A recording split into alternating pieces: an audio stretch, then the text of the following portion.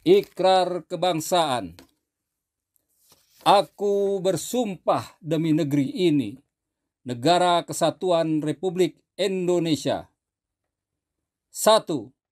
Kami bangsa Indonesia, berketuhanan yang Maha Esa. 2. Kami bangsa Indonesia, berkemanusiaan yang adil dan beradab. 3. Kami bangsa Indonesia, menjunjung tinggi persatuan dan kesatuan Indonesia. 4.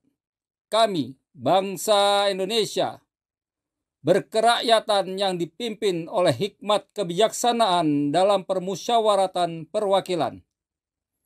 5. Kami bangsa Indonesia, berkeadilan sosial bagi seluruh rakyat Indonesia. Mari kita jadikan nilai-nilai Pancasila sebagai jiwa bangsa Indonesia dan kita terapkan dalam kehidupan berbangsa dan bernegara. Assalamualaikum warahmatullahi wabarakatuh. Saudara-saudara, teman-teman sebangsa dan setanah air.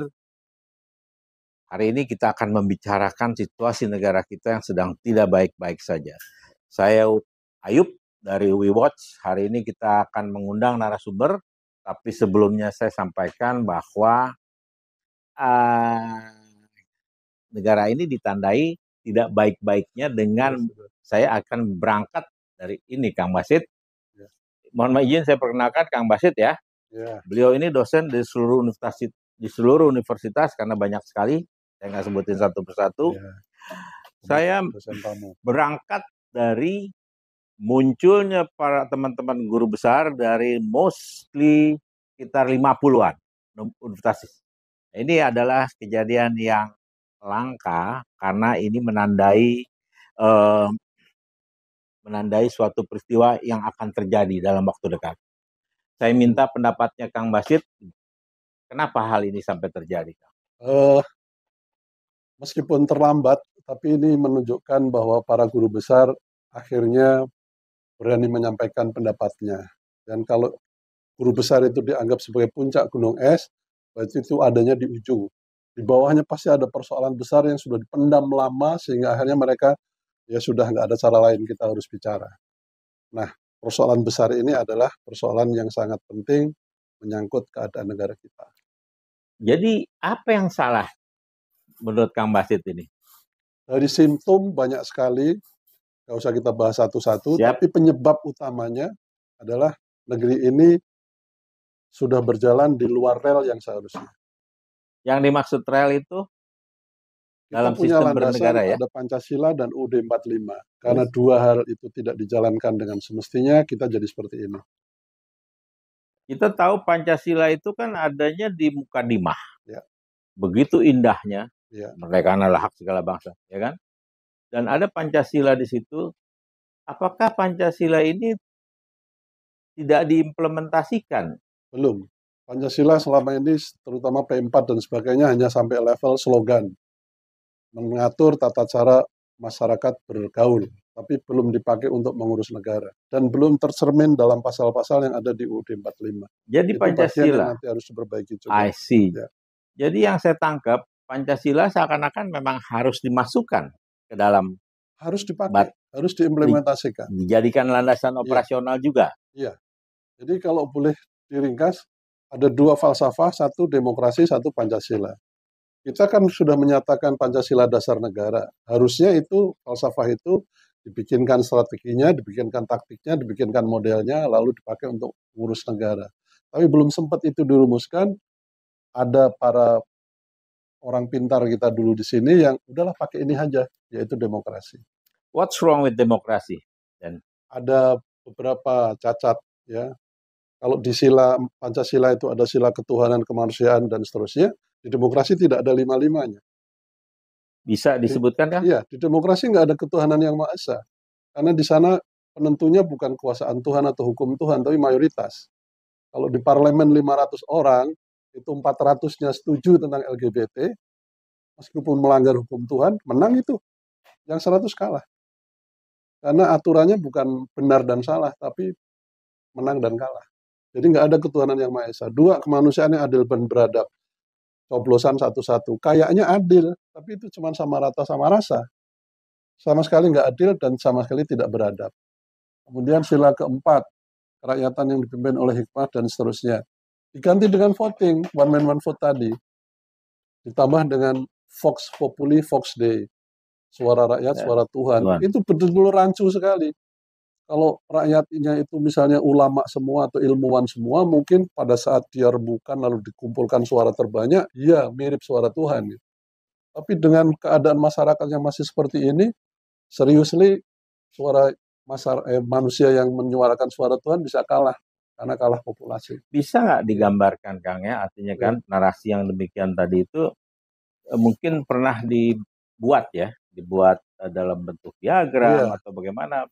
Saya belajar dari seorang senior yang memikirkan bangsa ini secara terus-menerus, secara syariat atau dunia ini, kegiatan sehari-hari maupun secara mendengarkan suara langit. Beliau mengajarkan pada kami dan teman-teman bahwa keadaan bangsa ini bisa dipotret menjadi 4 kuadran. Nah, ini ada gambarnya ini, kalau bisa di zoom. Nah, ini. Jadi kalau ada sumbu kartesian begitu, ada yang berdiri namanya apa ini? Ordinat. Aksis. Ordinatnya itu Pancasila. Ini seperti kalau di pribadi, iman dan keagamaan. Nah, bagi negara, iman itu adanya di Pancasila, karena di situ ada ketuhanan yang Maha Esa. Lalu keagamaannya itu UUD 45 bagi negara kita. Ya, jadi ini kuadran 1, ini square one. Oke. Nah, kalau kita katanya menjalankan Pancasila tetapi UUD-nya udah diganti, berarti kita sedang bermuka dua ini. Sebagai bangsa sedang bermuka dua terhadap operating prosedur yang kita sepakati. Lebih parah lagi, atau satu lagi alternatifnya lawannya ini adalah UUD 45-nya mau dipakai, tapi sistemnya bukan Pancasila, yaitu sistem demokrasi. Bagaimana kita membedakan, menguatkan hujah kita bahwa Pancasila memang beda dengan demokrasi? Dilihat dari sifatnya tadi. Kalau mau melihat zatnya kan per definisi ya. Nggak usah tahu definisinya, tahu sifatnya aja. Di Pancasila itu sifatnya ada 5 sila tadi. Ketuhanan, kemanusiaan, persatuan, dan sebagainya. Nah, demokrasi ada nggak di situ? Nggak ada. Tadi udah saya singgung, ketuhanan menjadi materialisme, kemanusiaan menjadi HAM, persatuan menjadi perpecahan, atau otonomi daerah, salah satu contohnya. Kerakyatan yang dipimpin oleh hikmah dan seterusnya diganti dengan one man one vote. Keadilan sosial bagi seluruh rakyat Indonesia, enggak. Ternyata sekarang yang diutamakan adalah kepentingan golongan. Di mana ada satu orang bisa menguasai hampir 2/3 kekayaan seluruh penduduk. Sama sekali tidak adil bagi seluruh rakyat Indonesia. Apa yang salah dengan kemanusiaan yang adil dan beradab, dengan HAM, hak asasi manusia? Yaitu hanya mengagung-agungkan haknya, tapi enggak memikirkan kewajibannya. Harusnya hak asasi manusia plus kewajiban asasi manusia ini. Dan malah kewajiban ya. Iya. Jadi kewajiban yang harus diutamakan ya. Jadi kalau lihat kuadran sini, ada kuadran 1, kuadran 2, kuadran 4, dan yang paling parah kuadran 3 ini. Sudah Pancasilanya nggak dipakai, UUD 45-nya juga nggak dipakai. Ini negara gelap kita. Kalau ditanya Indonesia sekarang ada di mana? Menurut saya ada di kuadran gelap ini, kuadran 3. The question is how to go back to the square one. Gimana caranya balik lagi ke kuadran 1. Ada 2 perkara, ada Pancasila, ada 45, mana yang didulukan? Ya, pertanyaannya menjadi mana lebih penting, iman atau syariat? Iman atau tata cara menyembah Allah?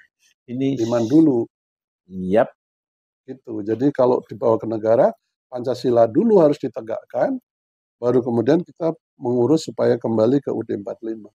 Itu pun belum selesai, nanti UUD 45-nya harus diverifikasi menggunakan 5 sila yang ada di Pancasila. Memang kalau saya lihat, Kang, ya ternyata kalau memang demokrasi ini hebat, harusnya negara tempat di mana demokrasi harusnya hebat. Tapi kita tahu bahwa Yunani itu sendiri kan saat ini sebagai tempat lahirnya demokrasi, itu salah satu negara termiskin di Eropa.